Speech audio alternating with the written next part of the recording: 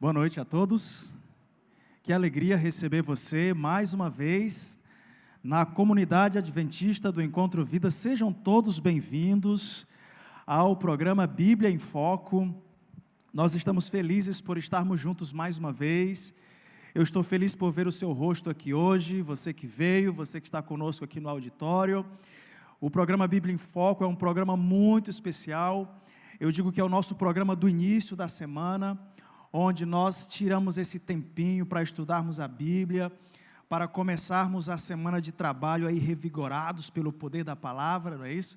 Então assim, receba aí as minhas calorosas boas-vindas para você que veio, obrigado pela sua presença, é muito bom ter você aqui hoje. Você que está nos acompanhando aí em casa, através da internet, você que está nos acompanhando pelo canal do YouTube, muito obrigado por nos permitir entrar aí na sua casa. Você que está em casa, talvez você esteja no trabalho, né, em pleno domingo à noite, enfim, mas é possível, né?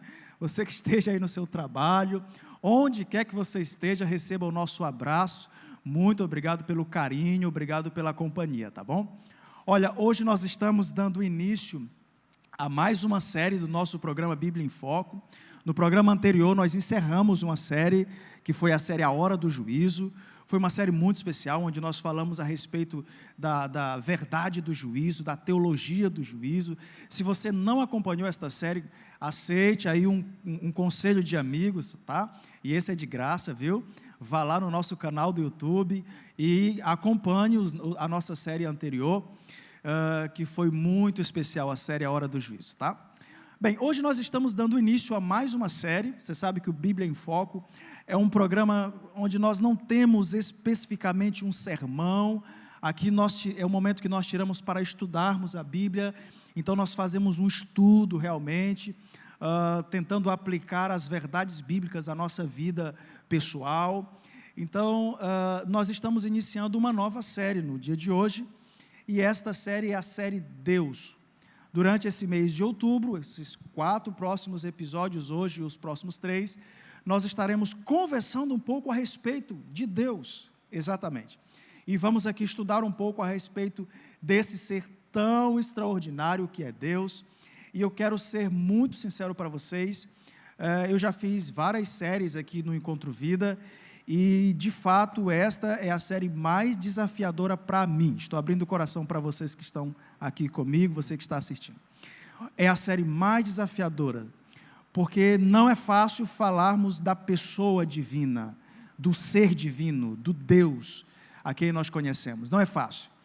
Então eu quero fazer uma oração com você e a gente já vai entrar no nosso tema de hoje. Assim como você está, quero convidar você a fechar os seus olhos, pensar em Deus nesse momento e vamos orar. Maravilhoso Deus, louvamos o Teu nome pela oportunidade que o Senhor nos concede de nos reunirmos mais uma vez nessa noite de domingo, Pai, para podermos estudar a Tua palavra, aprendermos mais a respeito de Ti. O Senhor sabe, ó Deus, o tamanho da nossa limitação cognitiva, e a nossa limitação é tão grande, ó Deus, que de fato nós não conseguimos compreender um ser tão maravilhoso e infinito como o Senhor é.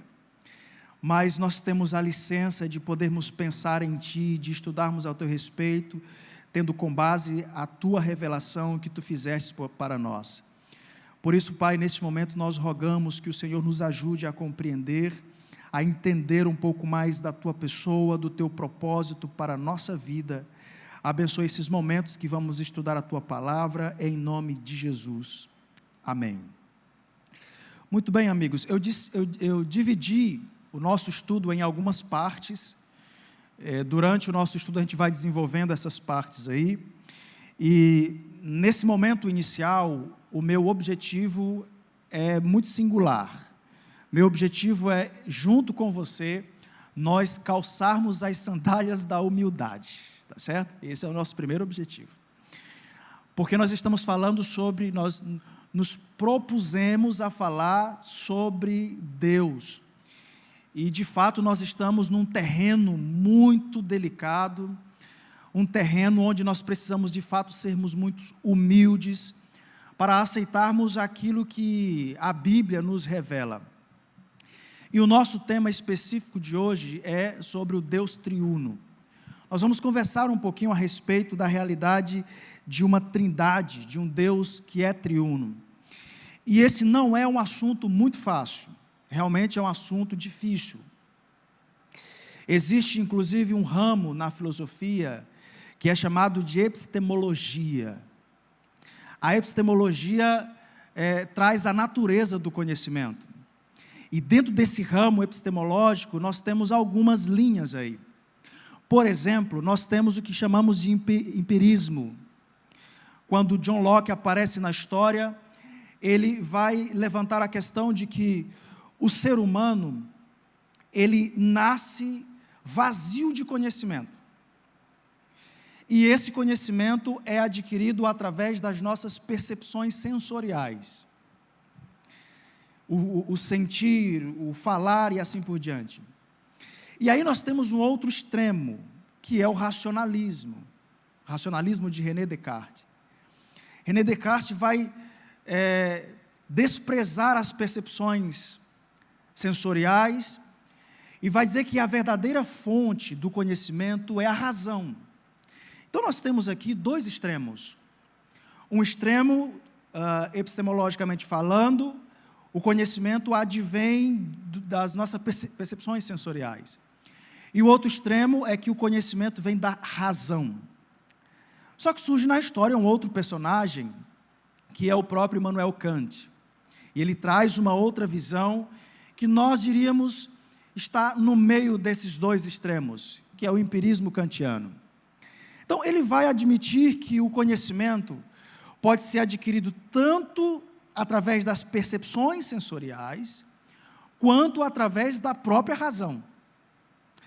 Essa é uma visão um tanto interessante. E eu me arrisco a dizer que a visão de Kant é a que mais se adequa ao nosso conhecimento a respeito de Deus. Mas para início de conversa, eu preciso dizer uma coisa para você. Do ponto de vista cognitivo, é impossível nós conhecermos Deus. É impossível. Não tem como, cognitivamente, nós conhecermos a Deus. Por um motivo muito simples. Deus é infinito. E nossa mente é limitada. Então é impossível conhecermos cognoscivamente a Deus, a não ser que este se revele. E nesse aspecto, o ser humano, eu e você, somos o sujeito, e Deus assume uma perspectiva de objeto onde ele se permite ser conhecido. Não é possível conhecermos a Deus sem esse processo, e esse é o processo da autorrevelação de Deus. Então, no processo de autorrevelação de Deus, Deus utiliza as percepções sensoriais dos profetas, e Deus se revela aos profetas através dos sonhos, das visões.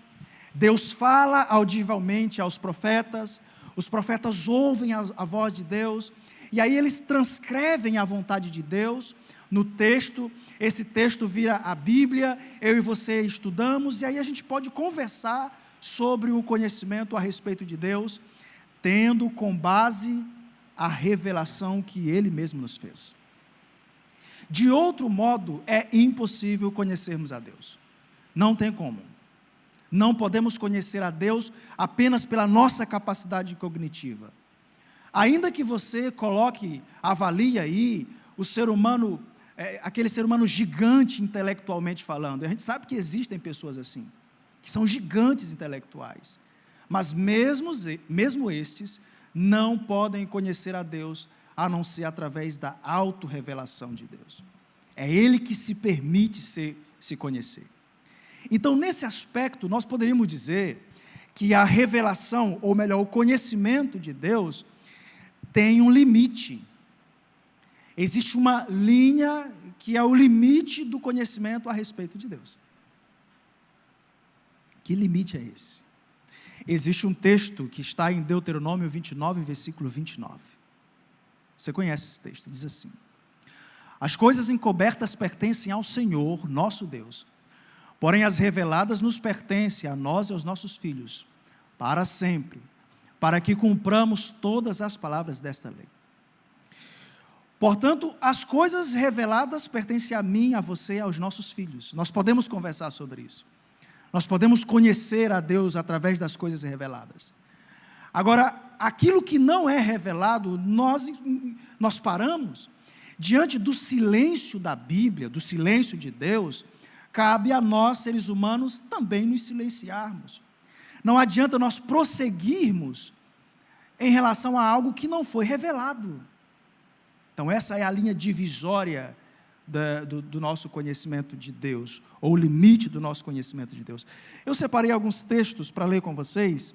Se você trouxe sua Bíblia, por gentileza, eu gostaria que você abrisse, primeiramente, em Jó, capítulo 11. Jó, no capítulo 11, e eu vou ler o verso 7. Vou esperar 3 segundos até você encontrar.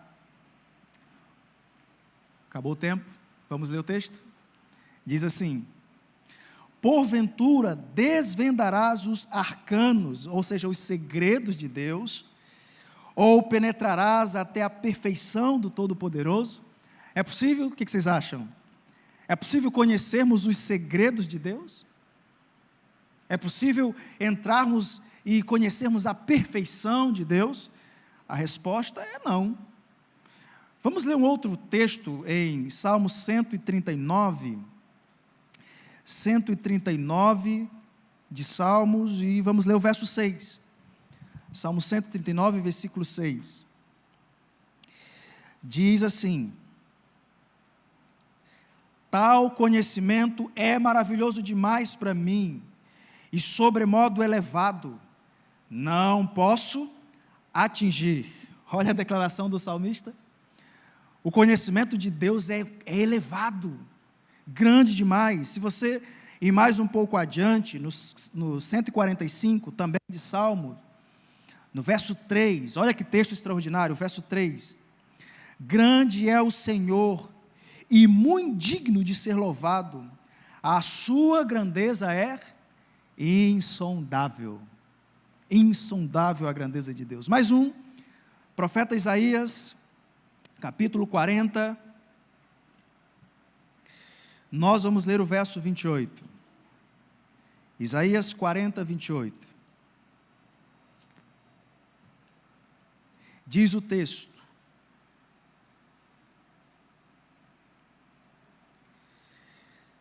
não sabes, não ouvistes que o eterno Deus, o Senhor, o Criador dos fins da terra, nem se cansa e nem se fatiga, nem se pode esquadrinhar o seu entendimento. Então nós estamos diante de um ser infinito. Por que a nossa compreensão, por que a nossa capacidade cognitiva não consegue aprender de Deus sem que Ele se revele? Porque nós estamos diante de um ser transcendente e que ao mesmo tempo se relaciona com a sua criação. Portanto, se nós fôssemos fazer ou tentar conceituar esse Deus triuno, nós poderíamos dizer de antemão que a questão da trindade entre o cristianismo tem sido uma das mais polêmicas, questionável, alvo de intensos debates teológicos, essa questão da trindade. Por incrível que pareça, os maiores embates teológicos não é com relação às profecias de Apocalipse, de Daniel, mas é em relação à própria doutrina de Deus. Vocês sabem que os adventistas possuem 6 doutrinas, e essas 6 doutrinas se subdividem em 28 crenças fundamentais. A primeira doutrina dos adventistas do sétimo dia é a doutrina de Deus. E na doutrina de Deus está ali a doutrina da trindade. Então, nós cremos em um Deus que é triuno, que é composto por 3 pessoas distintas. Agora, olha uma coisa interessante. Essa doutrina teve que resistir durante toda a história aos embates teológicos. Teve que resistir aos ataques. Por exemplo, na atualidade se entende essa questão do conhecimento de Deus tendo em vista a própria evolução humana. Então seria uma espécie de antropologia da religião. Ou seja, o nosso conhecimento de Deus depende da própria evolução humana. Quando você pega lá o Homo erectus, primeiro a ter a sua cognoscibilidade, depois o Homo sapiens, e lá mais na frente, o homem moderno.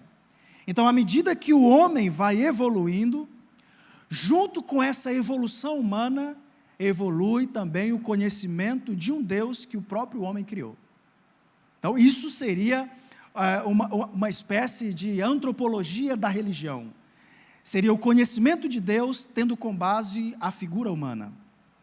Mas é óbvio que nosso conhecimento não se baseia numa evolução, mas se baseia numa criação. E tendo em vista a criação divina, nós acreditamos que o ser humano foi criado pleno e perfeito. E nessa criação plena e perfeita do ser humano, o homem se relacionava com o ser humano intimamente.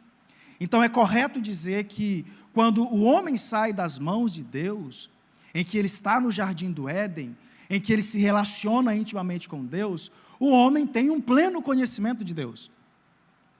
E aí, quando o pecado entra na realidade humana, o que acontece com esse conhecimento que o homem tinha acerca de Deus? Ele vai sendo obliterado. Então, se você parar para analisar, a visão criacionista acerca do conhecimento de Deus tem um sentido contrário com a visão evolucionista acerca do conhecimento de Deus. Ou seja, na visão evolucionista, à medida que o tempo passa e o homem evolui, o conhecimento de Deus evolui. Na visão criacionista é o contrário. À medida que o ser humano vai vivendo e tendo mais experiência com o pecado, esse conhecimento de Deus vai se obliterando cada vez mais. Existe uma definição muito interessante com relação à Trindade, que está no livro Nisto Cremos. Diz o seguinte: o Evangelho de João revela que a divindade consiste em Deus Pai, Deus Filho e Deus Espírito Santo. Uma unidade de 3 pessoas coeternas que se interrelacionam de forma única e o que mais? Misteriosa. E aí eu quero chamar a atenção para você, a sua atenção, para a última palavra dessa citação, de forma misteriosa. E você sabe que mistério é diferente do enigma. Por exemplo, se eu der um enigma para você, demora um pouco, você consegue resolver o enigma. Mas o mistério não. Mistério não se resolve. É impossível resolver um mistério. E eu quero dizer para você que Deus é um mistério. Deus é um mistério nas suas formas mais simples, como, por exemplo, a encarnação. Ou você consegue conceber cognitivamente uma natureza divina que coexiste com uma natureza humana dentro de um único ser chamado Jesus Cristo. Isso é complexo, extremamente complexo. E o próprio apóstolo Paulo chama isso de mistério. Então, existe mistério, Deus é um mistério. As partes que nós conseguimos compreender acerca de Deus são aquelas que Ele mesmo revelou. Portanto, nós cremos em um Deus que é triuno, um Deus que coexiste em 3 pessoas distintas, e elas são extremamente distintas entre si, que a personalidade de cada um não se confunde com o outro. Então, são 3 pessoas distintas, onde o Pai não é o Filho e nem o Espírito, o Filho não é o Pai e nem o Espírito, e o Espírito não é o Pai e nem o Filho. Então, são, de fato, 3 pessoas distintas. E essas 3 pessoas distintas existem independentemente da sua criação. E eles se relacionam com a criação quando eles bem entendem, quando eles querem. Esse é o nosso conceito de trindade. E vejam, dentro do nosso conceito de trindade, não existe o que nós chamamos de hierarquia. Porque esses 3 seres, eles são coeternos, e são coiguais. Então não há hierarquia entre os três seres da divindade. Aliás, se existisse hierarquia entre os seres da divindade, nós não teríamos um trinitarianismo, nós teríamos um triteísmo. E o triteísmo, em alguns aspectos, até se assemelha um pouco ao trinitarianismo. Porque o triteísmo assume três seres que se relacionam harmoniosamente, mas existe uma certa hierarquia entre esses três seres no triteísmo. Então, aqui nós temos uma diferença de triteísmo para trinitarianismo. No trinitarianismo não há hierarquia. E uma outra forma de você enxergar a Deus é através do monismo. E por incrível que pareça, ainda existem muitos grupos religiosos que são adeptos do monismo. O monismo é aquela crença onde Deus é um único ser e ele vai se manifestar de forma diferente em determinados períodos da história. Exemplo, lá no Antigo Testamento, esse Deus era o Pai. Quando chega o Novo Testamento, ele deixa de ser Pai e agora ele se apresenta como o Filho. E aí passa um tempo, o Filho sai de cena e agora ele é Espírito Santo. Então, esse é o monismo. Nós não aceitamos a doutrina do monismo em relação à divindade, por um motivo muito simples. Ela não é bíblica. E uma outra forma de você enxergar a Deus é através do unitarianismo. Deus é um único ser, solitário, ele não é pessoal e nem multipessoal, e esse único ser vive sozinho na eternidade. Portanto, quem é adepto do unitarianismo não aceita, inclusive, a própria divindade de Cristo. A própria divindade de Cristo é desprezada. Existem alguns aspectos em Deus que nos ajudam a compreender a sua divindade e aceitar que, de fato, Ele é Deus. E esses aspectos são, de fato, os seus atributos. Então, os atributos divinos nos ajudam a aceitar que este ser, de fato, é Deus. E Deus tem muitos atributos, inúmeros atributos. Nós os dividimos em atributos comunicáveis e atributos incomunicáveis. Os atributos comunicáveis são aqueles que o próprio Deus comunicou ao ser humano. O amor, a misericórdia são atributos comunicáveis. E os incomunicáveis são aqueles que Deus possui, mas Ele não comunicou ao ser humano. Eu queria destacar pelo menos 5 atributos que, entre os vários, que podem nos ajudar a de fato crer que esse ser é Deus. O primeiro atributo é a eternidade. Para este ser de fato Deus, ele precisa ser eterno, no sentido de não ter começo e nem fim. Ele não pode ter sido gerado em nenhum momento da história da eternidade. Porque se ele é gerado, então ele é subordinado a um outro ser ou a uma outra coisa e deixa de ser Deus. Então ele precisa ser eterno, ele precisa ser eterno na sua essência, ou seja, eternamente ser aquilo que ele é. Primeiro atributo, eternidade. Se ele é eterno e eternamente em essência, então ele é todo-poderoso, ele pode todas as coisas. E aqui nós temos o atributo da onipotência.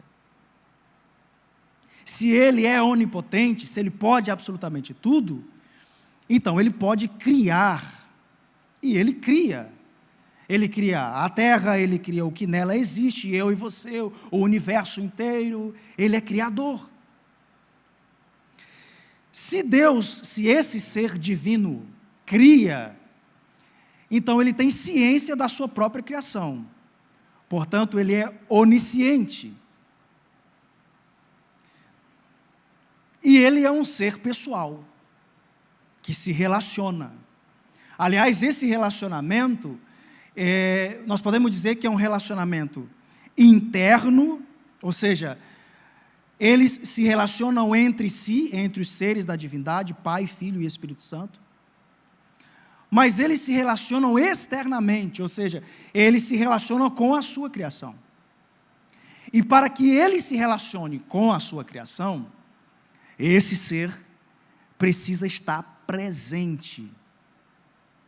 Nesse aspecto, nós dizemos que ele é onipresente. Então, esses 5 atributos, em particular, nos apresentam um ser que, de fato, pode ser considerado divino. A ausência de um único atributo desse em relação à divindade faz com que este ser deixe de ser divino. Portanto, ele precisa ter todos esses atributos para ser, de fato, considerado divino. A nossa visão acerca do Deus triuno nos leva a considerar que este Deus se relaciona entre si e se relaciona conosco também. Vejam, a Bíblia não tem assim um termo explícito, trindade, não fala. Mas há vários textos bíblicos que apresentam a pluralidade de Deus. Nessa próxima fase do nosso estudo, e essa é a última fase do nosso estudo de hoje, eu quero apresentar a vocês textos bíblicos que, eu vou ser sincero com vocês, não falam de uma trindade de forma específica, mas apresentam uma pluralidade. O primeiro texto é este, 1 João capítulo 4, verso 8. Todo mundo conhece esse texto. Aquele que não ama não conhece a Deus, porque Deus é. Se esse Deus é amor, subentende-se relacionamento.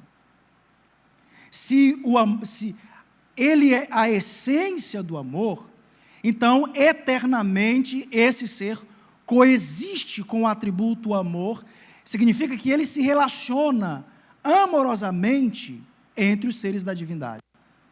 Não existe um amor, você não consegue amar sozinho. O amor tem que ser compartilhado. Então, o atributo do amor de Deus nos leva a considerar que ele não é um ser solitário na história. O outro texto, partindo do ponto do Antigo Testamento, está em Gênesis capítulo 1, versículo 1. O verso diz assim: no princípio criou Deus os céus e a terra.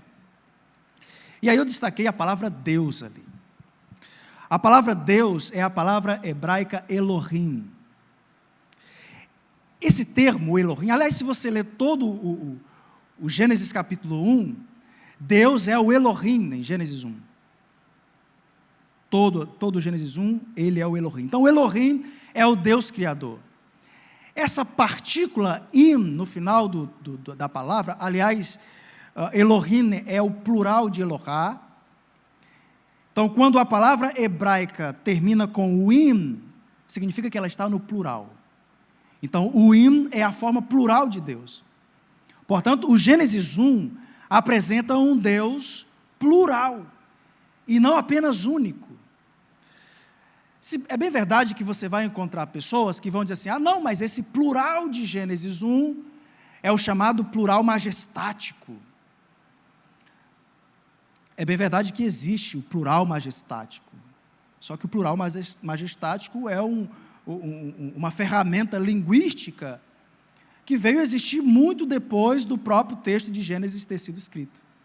Portanto, eu não posso incluir dentro do texto uma ferramenta linguística que o próprio profeta não conhecia.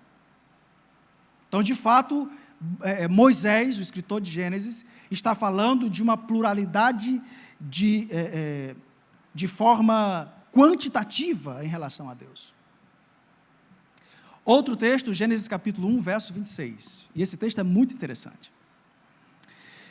Diz assim, também disse, vejam que o disse está no singular. E se ele tivesse no plural, teríamos um problema muito sério. Porque nós teríamos que acreditar que são mais de um Deus. Por isso ele está no singular. Também disse Deus no singular. Aí o que Deus diz? Façamos, plural. O homem a nossa, plural. Imagem conforme a nossa, plural. Semelhança. Tenha ele domínio sobre os peixes do mar, sobre as aves do céu, sobre os animais domésticos, sobre toda toda a terra e sobre todos os répteis que rastejam sobre a terra.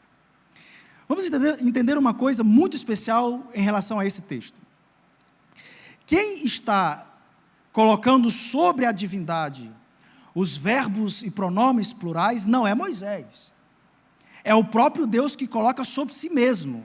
É Ele quem está dizendo. É Deus quem está falando. Façamos conforme a nossa semelhança. Pluralidade de Deus.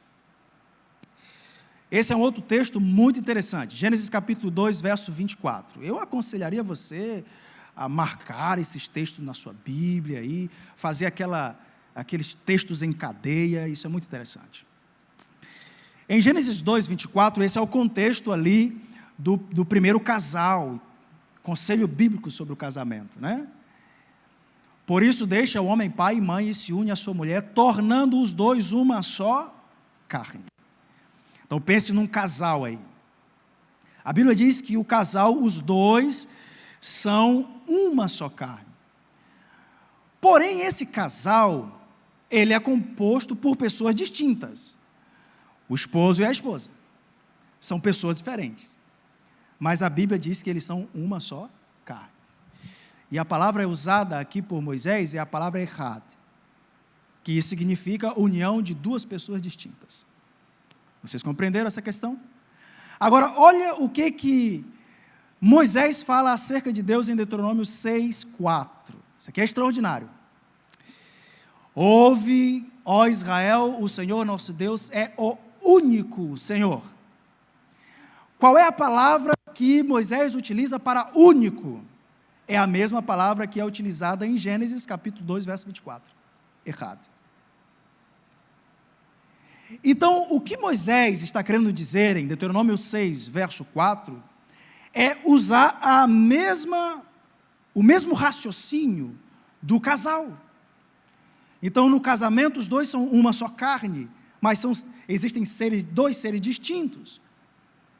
Então, Deus é o único Senhor, mas esse único é composto por pessoas distintas. Aliás, se Moisés quisesse falar da trindade ou da divindade como sendo um único ser, ele não usaria echad, ele usaria yahid, ou yashid, como queiram chamar, que significa um ser individual, uma única pessoa. Então, ele poderia usar o yahid ali no único, mas ele usa o echad, que é uma união de seres distintos. Perfeito? Mais alguns textos, Gênesis 3, 22. Então disse o Senhor Deus, eis que o homem se tornou como um de nós, pluralidade de Deus. Vou passar para o próximo. Em Gênesis, no contexto aí da Torre de Babel, Gênesis 11, verso 7 diz, vinde, desçamos, plural novamente, confundamos ali a sua linguagem para que um não entenda a linguagem do outro. Então Deus está falando de forma plural, mais de um ser. Vejam, não é mais de um Deus, é um único Deus e mais de um ser. E aí nós temos um texto muito famoso, que é Isaías capítulo 6, versículo 8. Essa é a visão que o profeta Isaías tem do trono de Deus. Depois disso, ouvi a voz do Senhor que dizia, a quem enviarei e quem há de ir por nós? Disse eu, eis-me aqui, envia-me a mim. Quem há de ir por nós? Deus está falando com o profeta Isaías, quem é que vai por nós? Alguns vão dizer que aqui, Deus está se referindo aos outros seres celestiais, como por exemplo os anjos, quem é que há de ir por nós? Só que o próprio profeta Isaías, mais na frente no seu livro, vai dizer que Deus não precisa tomar ciência com ninguém acerca dos seus planos. Então, de fato, Deus não está incluindo nesse texto os anjos, por exemplo. Nesse texto está incluso os três seres da divindade, Pai, Filho e também o Espírito Santo. E nós temos uma expressão no Antigo Testamento, que é a expressão anjo do Senhor. Essa expressão nos ajuda a compreender também essa questão da pluralidade de Deus. E aí eu coloquei pelo menos 3 passagens. Eu vou escolher uma aqui, para a gente ler. A gente não vai ler as 3. Vamos ler a primeira, Gênesis. Vamos ler Gênesis, que está mais facinho de nós encontrarmos. Você pode anotar as outras duas aí, e em casa você pode verificar, tá? Vai ser basicamente o mesmo princípio para as outras duas. Nessas três passagens bíblicas aí, é apresentado o anjo do Senhor, perfeito? O anjo do Senhor. Agora, antes de nós lermos, vamos considerar o seguinte: nessas três passagens, a palavra traduzida para anjo é a palavra malak, que é o mesmo angelos, no grego, que significa mensageiro, perfeito? Então, o que é o malak, o anjo do Senhor? É o mensageiro do Senhor. Então, acompanhe o raciocínio. Se o anjo do Senhor é o mensageiro do Senhor, significa que esse anjo do Senhor, esse mensageiro do Senhor, é distinto do próprio Senhor, perfeito? O Senhor é uma pessoa e o mensageiro é o quê? Outra pessoa distinta. Acompanharam o raciocínio? Agora vamos ao texto. Gênesis, capítulo 16, verso 8. Esse é o contexto em que Agar está fugindo ali da sua senhora e tal. Aí, no verso 7, diz que o anjo do Senhor encontra Agar. Veja o verso 8 agora. Disse-lhe Agar, serva de Sarai: de onde vais e para onde vens? Ela respondeu: fujo da presença de Sarai, minha senhora. Então lhe disse o anjo do Senhor. Não esqueça, anjo do Senhor é mensageiro do Senhor. Ele diz: volta para a tua senhora e humilha-te sobre as suas mãos. Disse-lhe mais o anjo do Senhor: multiplicarei sobremodo a tua descendência, de maneira que por muito numerosas não serão contadas. Disse-lhe ainda mais o anjo do Senhor: concebestes, darás à luz um filho, a quem chamarás de Ismael, porque o Senhor te acudiu na tua aflição. Ele será entre os homens como um jumento selvagem, e a sua mão será contra todos, e a mão de todos contra ele. E habitará fronteiro a todos os seus irmãos. Agora, olha o verso 13, é onde eu quero chegar. Então, ela fez o quê? Invocou o nome do Senhor, que fazia o quê? Que lhe falava. Aí ela diz mais: tu és Deus que vê. Tu és quem? Deus. Mas quem estava falando com ela era Deus ou era o anjo do Senhor? Era o anjo do Senhor? Só que aqui no verso 13, ela não só chama o anjo do Senhor de Deus, como ela utiliza aqui no verso 13 o tetragrama, que é o Yahweh, é o nome sagrado de Deus. Invocou o nome do Senhor. Se você olhar na sua Bíblia, a palavra Senhor está toda em maiúscula, é o tetragrama sagrado. Não olhei neste lugar para aquele que me vê. Então, qual é a ideia aqui? Os outros dois textos vai seguir a mesma linha. Os pais da igreja eram unânimes em dizer que o anjo do Senhor aqui é o Logos pré-encarnado. Quem é o Logos pré-encarnado? O próprio Cristo. Por isso que Sara chama o anjo do Senhor de próprio Senhor e de Deus. Agora pense comigo. Se esse anjo do Senhor é chamado de Deus e recebe o nome de Deus, e ele é o mensageiro do Senhor, significa que nós temos uma pluralidade. Nós temos um ser da divindade aqui, que é mensageiro de um outro ser. Então nós temos dois seres distintos, pelo menos, nesse sentido. Os outros dois textos seguem a mesma linha de raciocínio. Perfeito? Vamos então concluir com o Novo Testamento. O Novo Testamento é bem mais explícito relacionado à questão da Trindade. Aliás, o conhecimento é progressivo, né? A revelação é progressiva. E aí nós temos um dos textos mais famosos, é o próprio texto que retrata o batismo de Jesus. Vejam lá, diz assim, Mateus 3, 16, 17. Batizado Jesus, saiu logo da água e eis que... nós temos ali já o que seria uma das pessoas da divindade, que é o próprio Jesus. Aí diz: E eis que se abriram os céus e veio o Espírito Santo, outro ser da divindade, descendo como pomba, vindo sobre ele, e eis que ouviu-se uma voz do céu. Essa voz é de quem? É do Pai, afinal de contas ele vai dizer, esse é o meu Filho amado em quem me comprazo. Portanto, nesse texto de Mateus 3, nós temos uma imagem perfeitamente pintada de um Deus triuno. Você tem a primeira pessoa da divindade, Deus no céu, falando, meu Filho amado em quem me comprazo. Você tem a segunda pessoa da divindade, o Filho que está ali sendo batizado. E a terceira pessoa da divindade, o Espírito Santo, que corporeamente desce sobre Jesus. Agora tem um detalhe aqui. Tem um detalhe.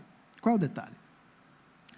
Algumas pessoas olham para esse texto e vão dizer assim, perfeito, existem aqui, o texto faz referência a 3 pessoas, porém, o texto chama Jesus de Filho.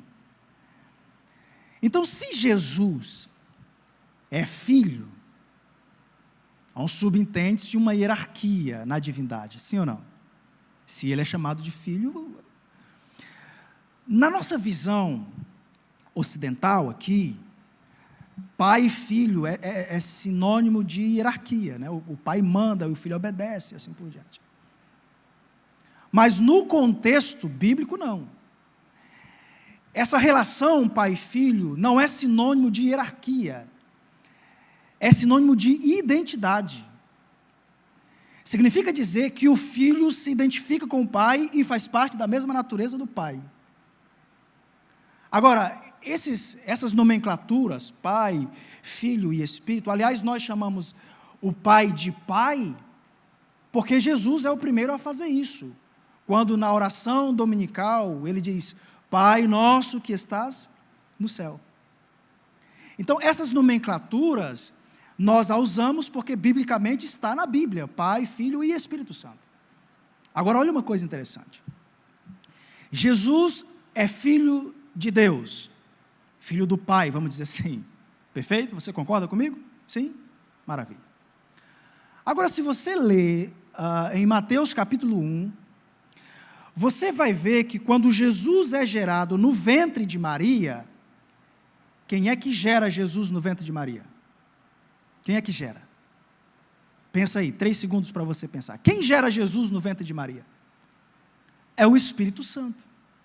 A prova é que quando o Espírito Santo, quando o anjo aparece para José, que este queria deixar Maria de lado, o anjo vai dizer assim, não tenha medo, receba Maria, porque o que ela tem é gerado por quem?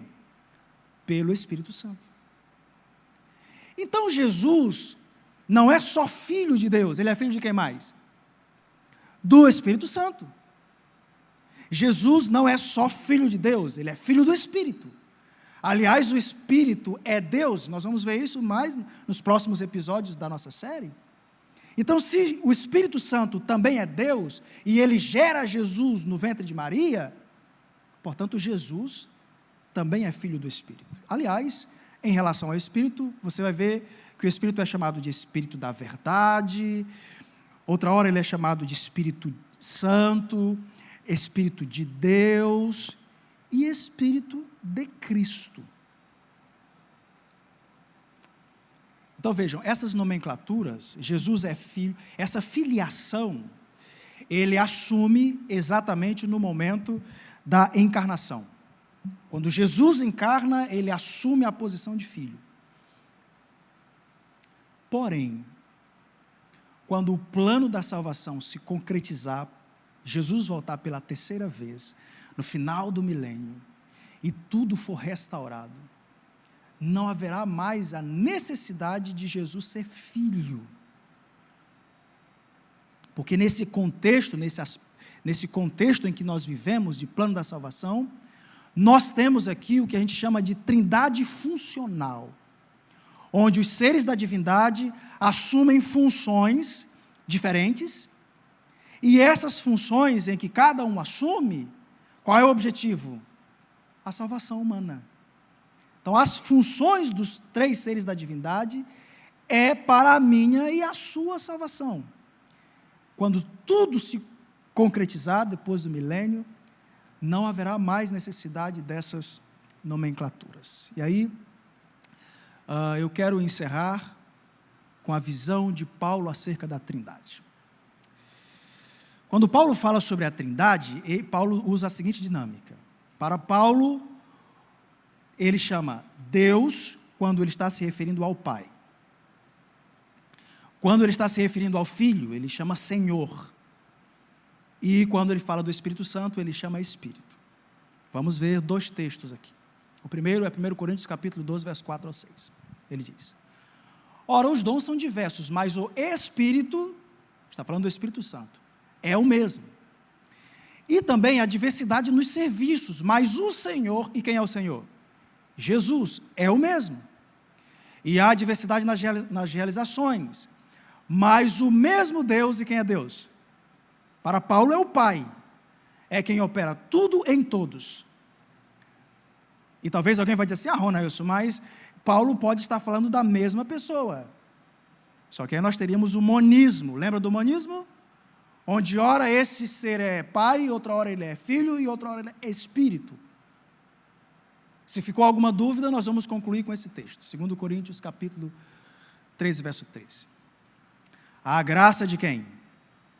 Do Senhor. E quem é o Senhor? Jesus. O amor de Deus, o Pai, e a comunhão do Espírito Santo, seja com todos vós. Claro, cristalino.